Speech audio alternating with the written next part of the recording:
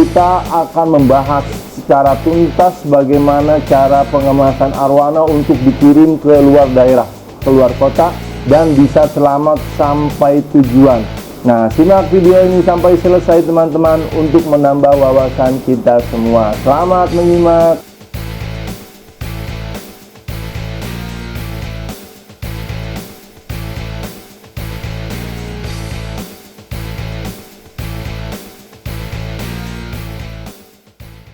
Assalamualaikum warahmatullahi wabarakatuh. Apa kabar teman-teman semuanya? Semoga selalu dalam keadaan baik-baik saja ya. Bertemu lagi dengan saya Mas Al. Hari ini Istana Predator Kundisari kedatangan sebuah paket arwana teman-teman. Nah, makanya kali ini kita akan coba unboxing paket tersebut. Nah, jadi ini ya teman-teman paketnya. Sebuah paket yang berisi ikan arwana. Sebelum kita membuka paket ini, kita coba komentarin terlebih dahulu ya cara pengemasan paket tersebut. Ini kemasannya cuma menggunakan kardus ya teman-teman. Kalau saran saya untuk teman-teman yang ingin mengirim ikan keluar kota, itu lebih baiknya menggunakan styrofoam ya teman-teman. Karena kalau styrofoam itu kan tidak mudah penyok ya. Kalau kardus ini akan mudah penyok. Sebenarnya pakai kardus seperti ini pun tidak masalah teman-teman. Cuma dengan menggunakan kardus yang benar-benar terjamin kualitasnya, soal ketebalan kardus ya. Ini tidak ada masalah untuk pengemasannya karena di sini menggunakan kardus yang lumayan tebal sehingga tidak menyebabkan penyok. Kenapa sih nggak boleh penyok? Karena kalau dipaketkan itu mau menggunakan travel ataupun ekspedisi, yang jelas barang kita itu nanti takutnya akan ditumpuk-tumpuk teman-teman. Kalau ditumpuk nanti takutnya kemasannya itu pecah sehingga menyebabkan kebocoran air teman-teman. Nah, kalau airnya udah bocor, oksigennya sudah habis, nanti ikannya malah mati sampai tujuan teman-teman. Oke teman-teman, kita langsung kita buka aja paket ikannya ya.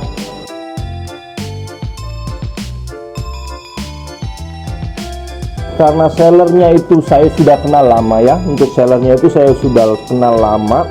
Jadi untuk pengemasannya juga sudah dijamin teman-teman, sudah standar pengemasan arwana yang baik ya. Di sini menggunakan kardus ataupun dus yang double teman-teman. Jadi anti penyok. Nah, ini masih ditambahi juga styrofoam.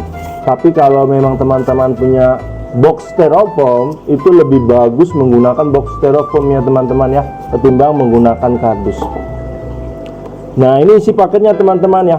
Ini isi paketnya. Di sini kita lihat ada satu buah wadah ikan. Ikan apa? Ikan arwana jenis apa? Nanti kita cek ya teman-teman. Nah, ini sertifikatnya. Nah, ini dia teman-teman ikannya tuh. Bisa kelihatan nggak tuh ikannya tuh? Ini ikan apa mas? Ikan SR bukan? Oh, ini kalau dari secara sekilas memang seperti ikan SR teman-teman. Tapi sebenarnya ini bukanlah ikan SR. Ini adalah ikan banjar. Nah, jadi untuk ikan banjaret yang masih kecil memang dominan mirip dengan anakan arwana SR ya teman-teman. Tapi sebetulnya berbeda, dari warna merahnya itu juga beda teman-teman. Walaupun sama-sama red, antara banjaret dengan super red itu merahnya jelas jauh berbeda. Tapi ya kalau untuk orang-orang awam ataupun para penghobi pemula itu sangat sulit membedakan antara super red dengan banjaret. Apalagi untuk ukuran baby seperti ini ya.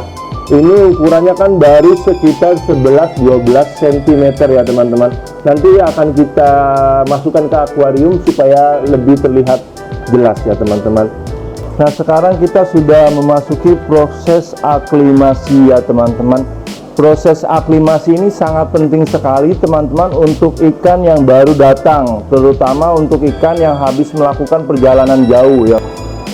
Misalnya teman-teman tinggal di Jawa Timur, nah ikannya misalnya kiriman dari Jakarta gitu kan lumayan tuh perjalanan jauh. Nah, itu teman-teman lakukan yang namanya aklimasi. Apa sih aklimasi itu? Adalah penyesuaian antara air yang ada di akuarium dengan air yang ada di dalam plastik ya teman-teman. Fungsinya untuk apa? Fungsinya itu agar ikan tidak kaget dengan keadaan air yang baru ataupun air yang ada di akuarium. Nah, itulah fungsi dari yang namanya aklimasi ya teman-teman. Proses aklimasi ini cukup antara 10 sampai 15 menit teman-teman. Ataupun untuk masalah waktunya bisa teman-teman kira-kira sendiri ya. Jika sekiranya air yang ada di akuarium itu sudah mirip dengan air yang ada di plastik, maka teman-teman sudah boleh membuka plastik tersebut ataupun melepas ikannya ke dalam akuarium.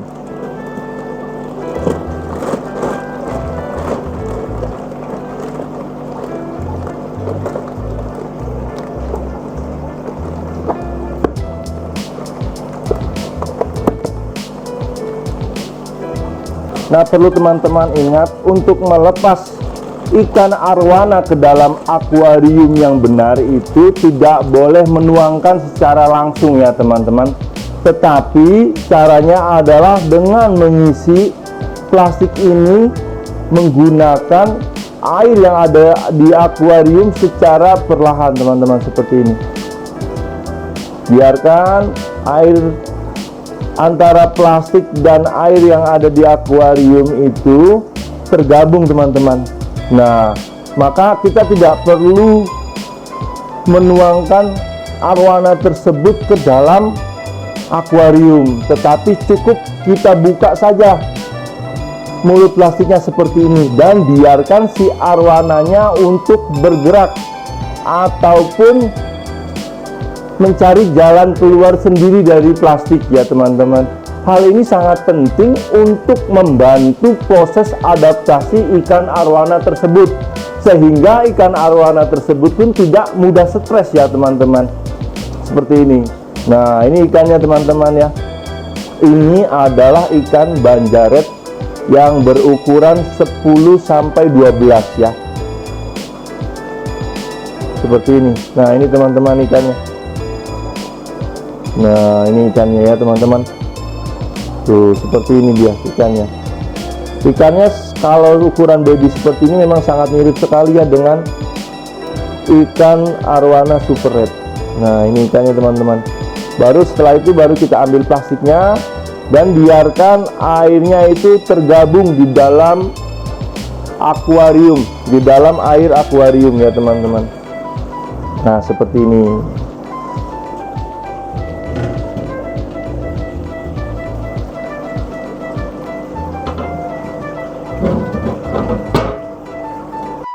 Nah, ini dia teman-teman ikan yang barusan kita unboxing teman-teman. Ini adalah ikan banjaret ya teman-teman. Memang kalau secara sekilas memang sangat mirip ya dengan baby arwana super red. Tapi kalau kita perhatikan ya banyak perbedaan antara super red dengan banjaret ya teman-teman. Walaupun masih berukuran baby seperti ini.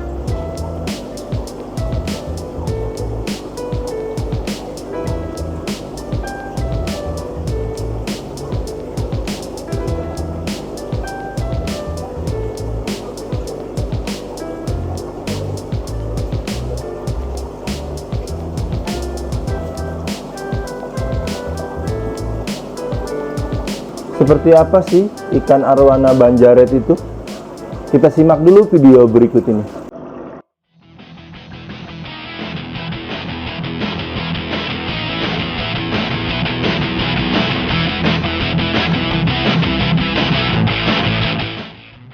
Arwana red banjar merupakan ikan arwana asli Indonesia. Habitat alaminya terdapat pada Sungai Kapuas dan Barito yang ada di Kalimantan.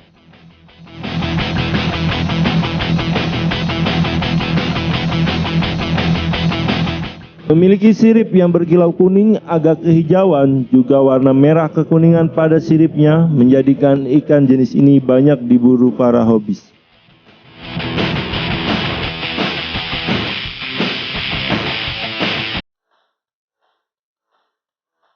Ikan ini banyak menjadi buruan para pecinta arwana pemula karena sangat mirip dengan arwana super red, namun dengan harga yang lebih murah. Namun, hal ini juga dimanfaatkan pedagang-pedagang nakal dengan mengatakan bahwa itu adalah ikan arwana super red.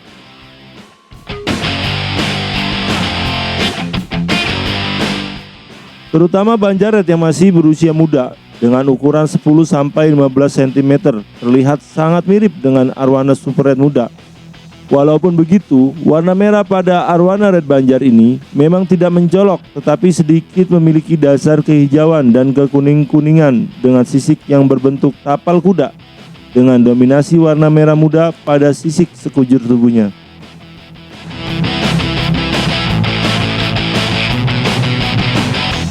Arwana Banjar red dapat tumbuh hingga 80 cm.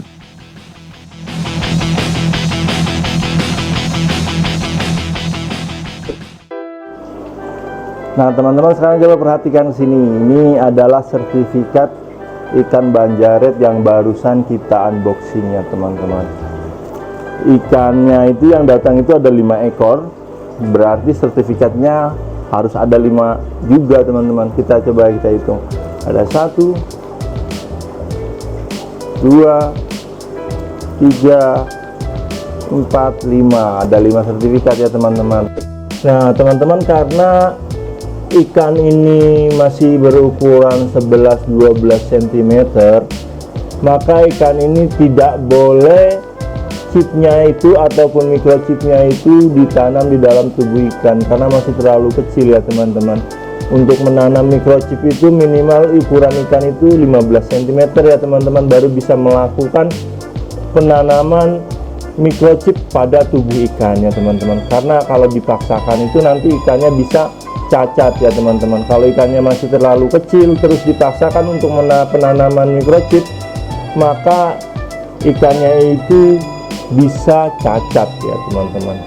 Oke teman-teman, mungkin videonya sampai di sini dulu. Kita bertemu lagi pada video berikutnya. Terima kasih.